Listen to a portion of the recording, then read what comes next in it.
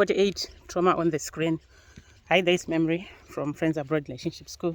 I haven't been for a while to do this series since June, and today we are analyzing the film At First Sight.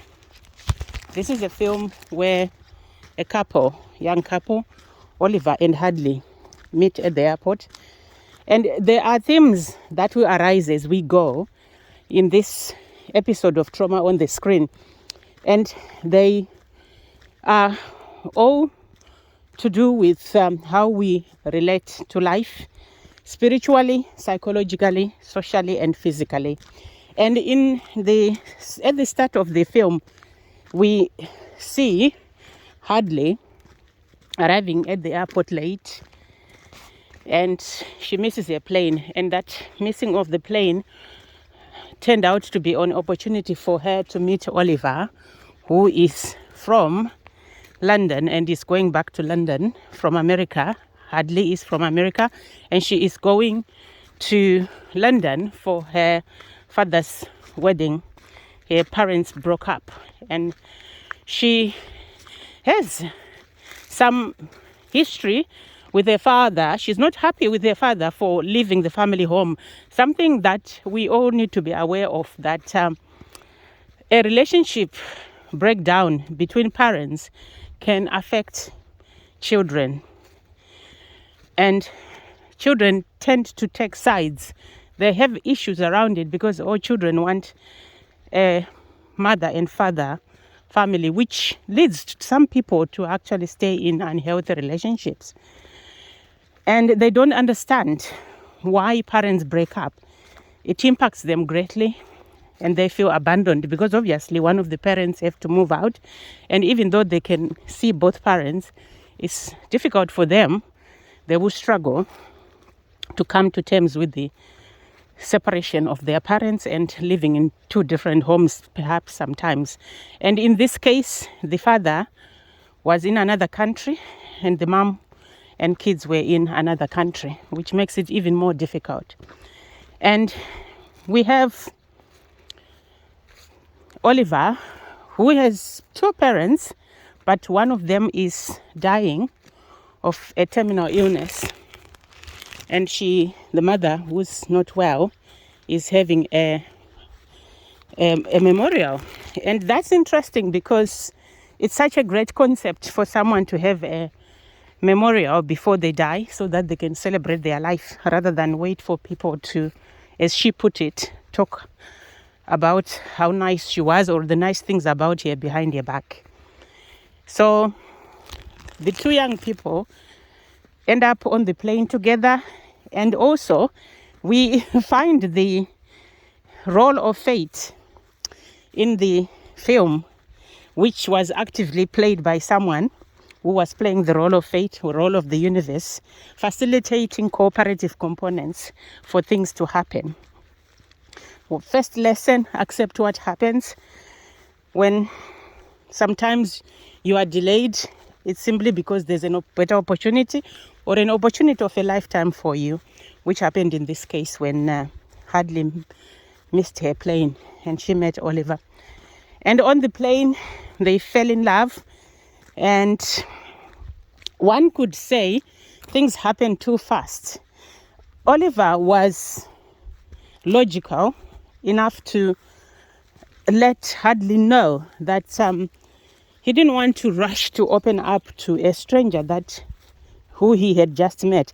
And that's important. No matter how the relationship turns out in the end, it's important that you take your time to unload your burdens or your stories onto a partner or a prospective partner, a potential partner, instead of rushing to talk about everything, because you don't know this person, they don't know you, and there's no rush before you talk about everything else or you flood them.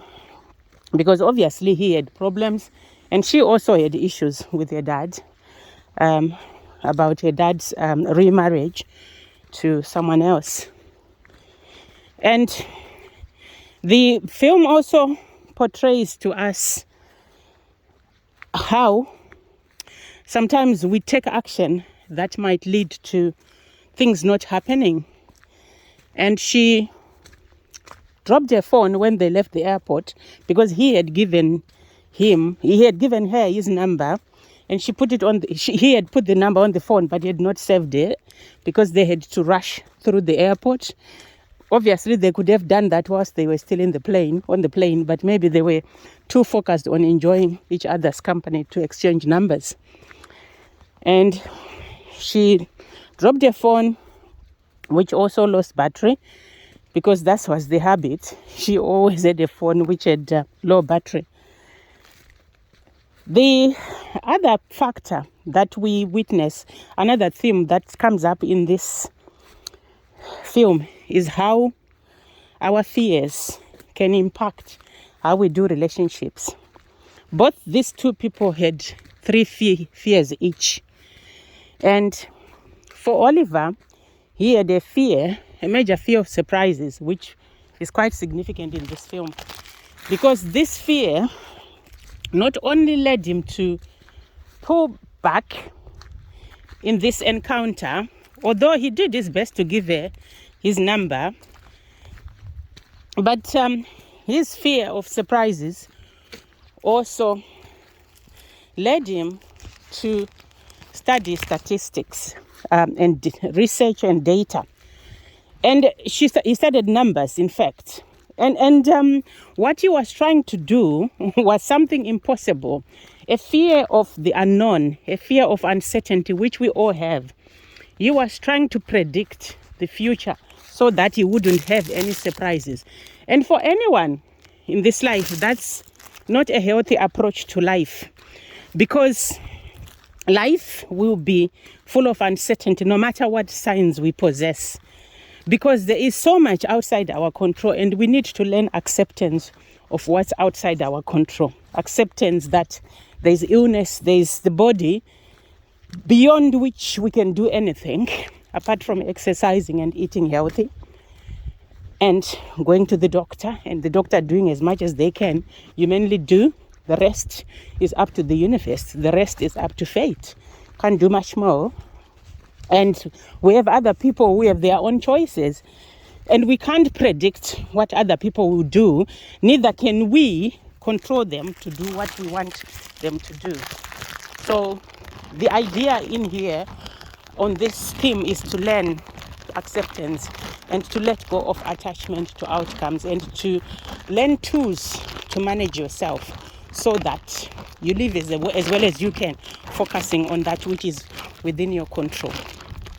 Another theme that comes up is about, again, letting go of control, which Hadley's father's new wife was able to practice or to demonstrate in this film, because she knew how important Hadley was to her father, to her husband, who was a husband. And so she had to learn to live with that fact and to accommodate Hadley and to like her and to accept this relationship between father and daughter, which is also quite important. A theme when you marry someone who has their own people, who has their own children, who has their own stuff that they focus on. Accept this part of them, because for some people they will try to get between father and child, get between mother and child, and interfere and take up all the space. But know that when you get into a relationship with someone, you hold a special place in their life. Other people have got different relationships with this person, but yours is special and theirs is also special. You see, everyone in this person's life is special. You don't come into someone's life and claim to be the only person in their life. That's not possible, and that's control, because that shows your attachment issues. So that's another key part. And then we have the part, although this film sort of happened in just over 24 hours, we notice the speed at which things happen, which is not natural and which is not healthy. And we are lucky, or they were lucky, that whatever destinations they went to from America were not far from each other. What if Hadley had ended up going to Liverpool there, or Manchester, and Oliver had the memorial in London? It would have been quite a challenge to accomplish the feat of daring that they performed, going from one place to the other, for Hadley to go from her father's wedding to Oliver's mother's memorial. But she did, because she really wanted to meet this guy. And in real life, that can be quite a challenge. It can be a sign of being overly attached to somebody who you have just met for a day. Although someone could say, well, what's the worst that could happen? It's important to be careful around how you manage such situations in real life. Of course, she had lost the number, and that's the only chance she could get to meet him once again. Because, again, we have another theme and a lesson that when you meet someone, try to get their second name. I think it was said in that film. It's worth having their second name. And if you are really interested in each other and you are talking on the plane, it's better to exchange those numbers before you leave the plane, so that when you get to the rush of the immigration desk, you don't need to slow down or try to get each other's numbers. So that's quite helpful. And we also witness a great theme of literature. It was quite interesting at Oliver's mom's memorial. Literature, it feeds our intellect, and it's quite important for us to read and to immerse ourselves in the books and words of old and new, of course. And the final theme or a couple of final themes that I wanted to share was, the first one was Oliver's mom's acceptance of death. She refused to have chemotherapy because she knew what that would do to her body. And instead, she chose to live her last days as she was, and in the moment, and to try, by all means, to celebrate life, which was commendable. And this is an individual choice. It's not a recommendation for everyone, but it's something courageous that she did. And she didn't spend a lot of time moving from place to place, trying to find, she knew the stage. This is what she explained. She knew the stage at which she was in her illness. And so she didn't feel that it was worth it or necessary to go through all that traumatic treatment. But for some people, they can choose to do that, and it's perfectly okay. But we are just talking about this lady and the choice that she made, and that some people will make along the trail of life, depending on how they feel. Because this theme of death is something we struggle with, but equally important to acknowledge and address, because life is short and we are all going to go the same way, whether we like it or not, whether we talk about it or not. And you want to think about, if you have an illness, what you will do, who you are going to spend your last moments with, and what you really intend to do. Where do you want to be in those moments? That can be quite helpful, even though it's daunting to think about. And another theme that also was quite significant in this is that some people, when they meet, they can get along and spend their whole lives together. It's in the statistics of how Oliver's parents were able to stay together, and how the narrator also told us that Hadley and Oliver were able to live together for, I think it was 58 years. And that's powerful stuff. Because then that means they probably died in their 80s, because Hadley was 20 and Oliver was 22. And hopefully that relationship was healthy. It's also a worthy theme to reflect on what Hadley said to Oliver. She told him about his coping strategy of using statistics to avoid emotions. And we tend to do that. When we have our fears in life, we try to find ways to cope with them. And he was using statistics to show his intellect and to avoid expressing how he felt or putting in words the impact of any situation around him, which is quite unhealthy and which is what many people do in life, having learnt it in their early years.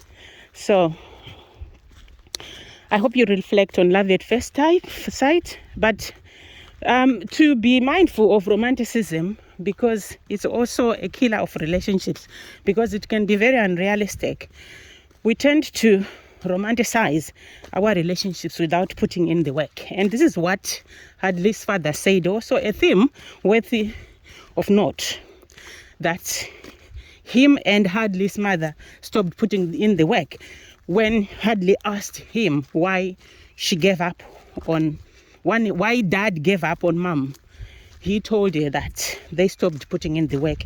And that's essential in our relationships. We might fantasize about great relationships, about loving relationships, about brilliant relationships, but if we are not doing the work to improve those relationships, to manage conflict, to communicate, to express our needs in a healthy way, then the relationships are not going to work. They're just going to be something that we want but which we cannot get, and an illusion of relationship which doesn't exist. But they do.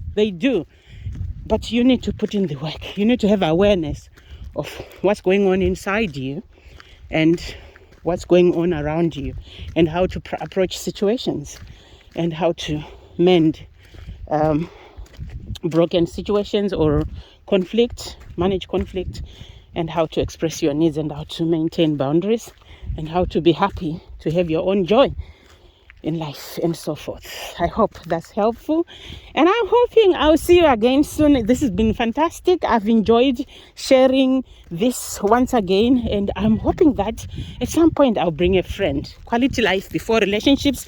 Keep healing, keep growing, and I will see you soon.